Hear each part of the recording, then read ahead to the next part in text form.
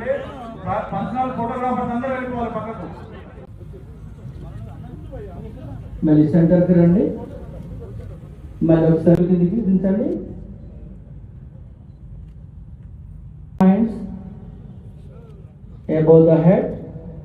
Stretch చేయండి. Maximum కావాలంటే ankle మీద పెట్టుకోవచ్చు. ఒక కాలు మీద నిలబడడానికి ట్రై చేయండి. బ్యాలెన్స్